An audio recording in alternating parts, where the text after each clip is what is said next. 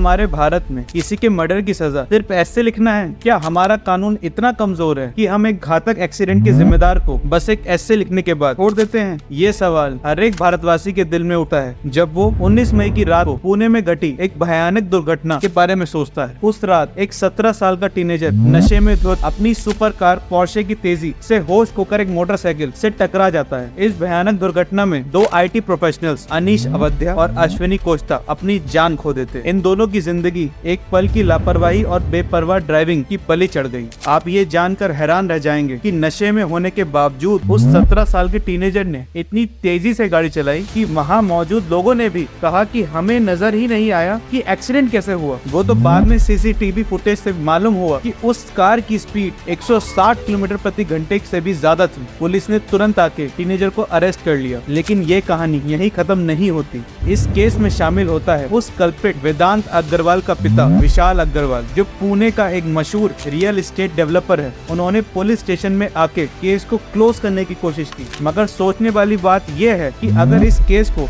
इतनी कवरेज ना मिलती तो ये केस भी बाकी केसेस की तरह सबका दबा दिया गया होता। पुलिस ने कल्प्रिट वेदांत अग्रवाल का अल्कोहल टेस्ट सैसुन जनरल नाम के एक हॉस्पिटल में करवाया। लेकिन शॉकिंग बात यह है कि इस टेस्ट में कहा गया कि ब्लड में अल्कोहल नहीं है।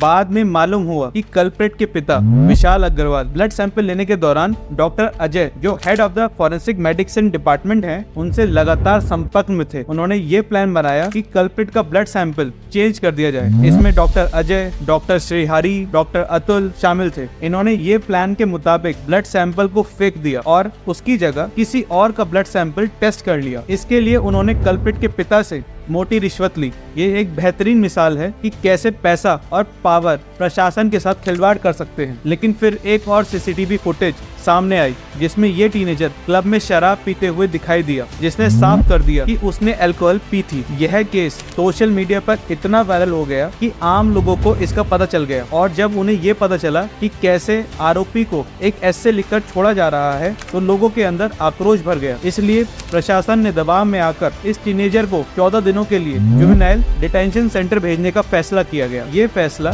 जुवेनाइल जस्टिस बोर्ड यानी कि JJB ने लिया, जब पहले उसे कंडीशनल बेल मिल गई थी जिसमें उसे एक ऐसे लिखना था एक्सीडेंट पर और 15 दिन तक ट्रैफिक पुलिस की मदद करनी थी। लेकिन पब्लिक आउटरीच और लोगों की नाराजगी के बाद इसी JJB ने उसकी बेल को रद्द कर दिया और उसे जुवेनाइल डिटेंशन सेंटर भेजने का नया आदेश सुनाया। आखिर इसका सोल्यूशन क्या है? सबसे पहला कदम तो ये है कि पेरेंट्स को चाहिए कि वो अपने कम उम्र के बच्चों को व्हीकल चलाने के लिए ना दे। हमारी ट्रैफिक पुलिस को भी चाहिए कि अगर कोई हेलमेट ना पहने या फिर ओवर स्पीडिंग करे तो उसको फाइन किया जाए, ना कि उससे घूस लेकर जाने दिया जाए। हमारे कोर्ट्स को भी चाहिए कि वो ऐसे बार्स पे भी बैन लगाए जहां टीनेजर्स को अल्कोहल सर्व करते हैं, और ऐसे केसेस में कड़ी सजा दी जाए ताकि ऐसे लोगों का हौसला खत्म हो जिनको अपने पैसों पर घमंड होता है। लेकिन यह तो सिर्फ एक केस सामने आया, लेकिन ऐसे कई केस होते हैं जिसमें जिन लोगों की गलती भी नहीं होती उन्हें भी अपनी जान खोनी पड़ती है। क्या हमारे भारत में कानून की सिर्फ यही वैल्यू है कि जो अमीरों के बच्चे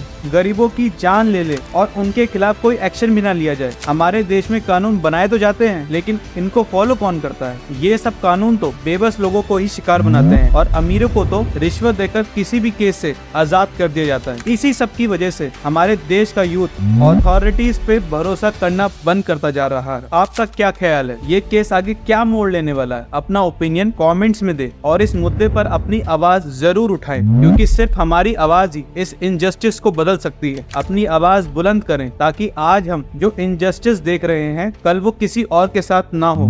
आप ये वीडियो ज्यादा से ज्यादा लोगों में भी शेयर कर सकते हैं। जय हिंद।